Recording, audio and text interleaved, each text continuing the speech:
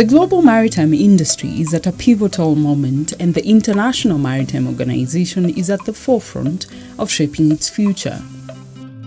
My name is Arsenio Dominguez. I'm the Secretary General of the International Maritime Organization, and I visit in Kenya particularly to carry out a technical cooperation activity focused on decarbonization, taking into account the goals that were set by IMO in relation to decarbonizing the sector by around 2050, as well as having conversations and understanding better the challenges and opportunity of the maritime sectors in Kenya. This workshop builds on last year's African Maritime Administrations meeting, where our work plan was developed to accelerate the ratification of MARPOL Annex 6. This critical instrument regulates greenhouse gas emissions from ships and supports national strategies for sustainable maritime practices.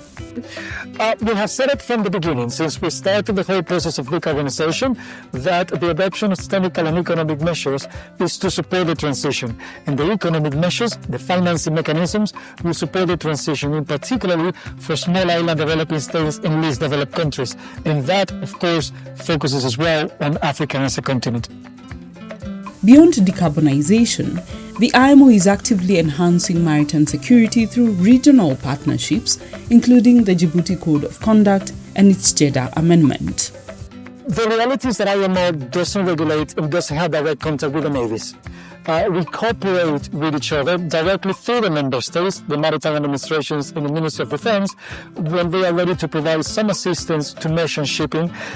We can use the example of the Red Sea, but that's the remit that we have as an organization. However, when it comes to the implementation of regional instruments like the Djibouti Code of Conduct, where IMO has interest because it enhances the governance when it comes to safety and security of the maritime administrations in the region, we cooperate with the navies in order to make the connections, because they can bring knowledge, feedback, and new additional aspects to enhance the maritime domain when it comes to security in the region.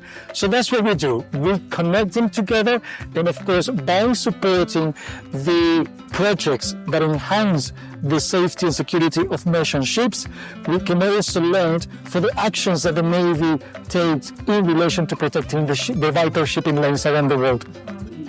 For over a decade, IMO has spearheaded capacity building efforts across Africa, yet challenges somehow do persist. This is a situation where we both can learn, the African nations as well as IMO. We have carried out several projects for many years in the region to enhance maritime safety and maritime security, which is the topic that we're discussing. And we realized that once the crisis started, many nations were not ready. They didn't have the governments, they didn't have the plans that would allow them to tackle these current situations, or even to engage in finding the solutions.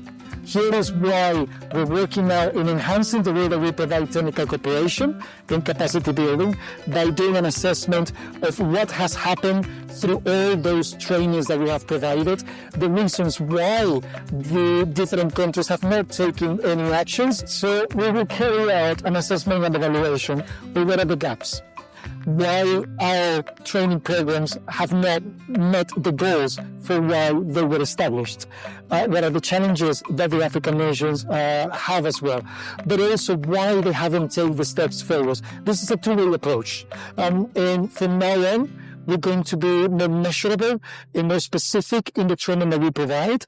We're going to request the nations to also give us a feedback and to see what are the actions that they have taken in years to come, so we can see how successful the programs are.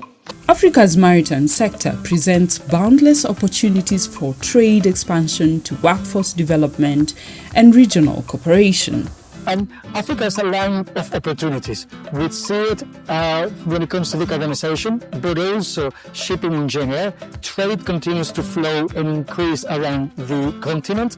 There's more people that can actually be part of this amazing industry. Countries can actually contribute and cooperate with each other rather than competing all the time in finding what are the areas within the national maritime strategies where they can focus on. If it's trade training, attracting seafarers, ports, what's the type of trade that they're looking for, how they can enhance the governance, how their navies can learn from these situations and enhance the participation at the regional and global level, support more the merchant ships around the world. And this, of course, increases the opportunities for the countries into their economies to tap in the maritime sector. We are prepared to continue to work with the countries in developing the maritime strategies so they can tap into their opportunities. There will always be challenges, but of course, once you make the efforts and you put all the hard work, this is where in the short, medium, and even longer term, you will start benefiting from it. For this and more, go to www.dcoc.org.